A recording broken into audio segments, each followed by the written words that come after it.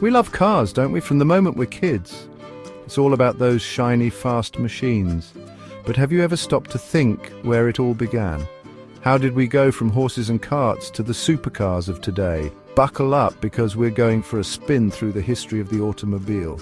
It's a story of invention, ambition, and a bit of madness too. From steam engines to electric dreams, it's a wild ride, and it all started long before we had tarmac to tear up. So let's roll back the clock and discover how we got from those rickety first cars to the technological marvels we drive today. Get ready for a tale of ingenuity, power, and the never-ending quest to build the ultimate driving machine. Before petrol, there was steam. Imagine that, cars chugging along powered by nothing more than boiling water. Back in the late 1700s, guys like Nicolas Joseph Cugnot were tinkering away trying to make a horseless carriage. Cugnot's contraption was a beast, a massive steam-powered tricycle designed to haul cannons. It wasn't exactly a nippy little hatchback, but hey, you got to start somewhere. These early steam cars were slow, unreliable, and prone to, shall we say, the occasional explosion, but they were a start. They sparked the imagination, the dream of personal transport, of freedom on four wheels. And as the 19th century rolled on, inventors kept tinkering, kept dreaming of a better way to power these newfangled machines. And then came the game changer, the internal combustion engine. In 1886, a German fellow named Carl Benz patented his patent motor wagon, a three-wheeled wonder powered by petrol. Now, this was more like it. This wasn't just a glorified tea kettle on wheels. This was the real deal. The ancestor of every petrol-powered car on the road today. Of course, back then it was a bit basic. Top speed, about 10 miles per hour. Comfort, don't even ask. But Benz had cracked it. He'd unlocked the secret to affordable, relatively reliable personal transport.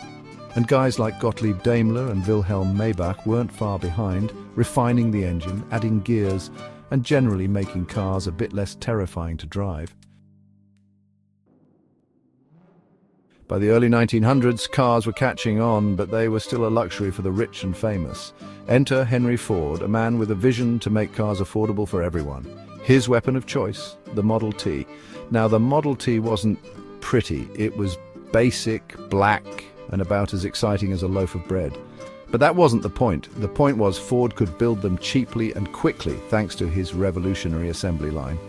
Suddenly, cars weren't just for the elite. Ordinary folks could afford a car, could experience the freedom of the open road. The Model T wasn't just a car, it was a social revolution on four wheels. Section 5. Sleek, chic, and going fast. Of course, while Ford was busy churning out Model Ts, others were pushing the boundaries of design and speed. Luxury brands like Rolls-Royce and Bugatti emerged, crafting cars for the discerning and wealthy driver. Cars became more than just transport, they became status symbols, objects of desire. The Roaring Twenties saw sleek roadsters and elegant coupes with swooping lines and powerful engines.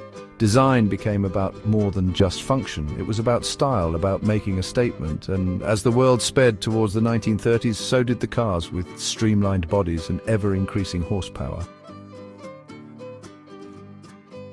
Section 6. From war machines to family wagons.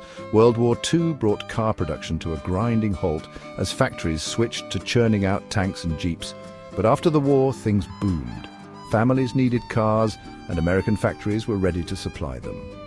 The 1950s and 60s were a golden age for the automobile.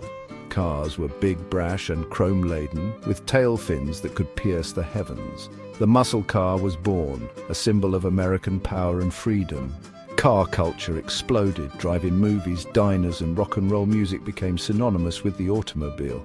The world was in love with cars, and the feeling was mutual. Section 7. Oil, pollution and seatbelts. Oh my, but the party couldn't last forever. The 1970s brought the oil crisis, soaring fuel prices, and a new awareness of the environmental impact of cars. Suddenly, those gas-guzzling muscle cars didn't seem so cool anymore. Governments started introducing emission standards, forcing car makers to clean up their act. Safety also became a major concern, with the introduction of seatbelts, airbags and crumple zones. Cars became smaller, more fuel-efficient and, dare we say it, a little less exciting. But it was a necessary evolution. The world was changing and the car industry had to change with it. Section 8. Plugging into the future. Fast forward to today, and the pace of change is staggering. Hybrids, electric cars, self-driving vehicles. The future is here and it's electric, or at least partially.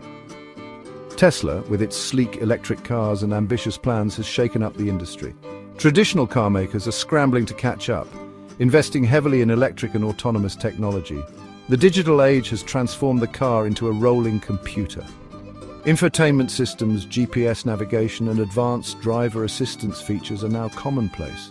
The car of the future is connected, intelligent and increasingly autonomous. Section 9. The road ahead. What's next for our wheels? So what does the future hold for the car? Flying cars? Teleportation? Who knows? But one thing's for sure, it's going to be a wild ride. As technology continues to advance at breakneck speed, we can expect to see even more radical changes in the years to come. Cars will become even safer, cleaner and more autonomous. The way we interact with our cars will continue to evolve. But one thing will never change: our love affair with the automobile. That sense of freedom, of adventure, of hitting the open road and leaving our worries behind, that's something that will never go out of style. So buckle up, hold on tight and enjoy the ride. The future of the car is just around the bend, and it's looking very exciting indeed.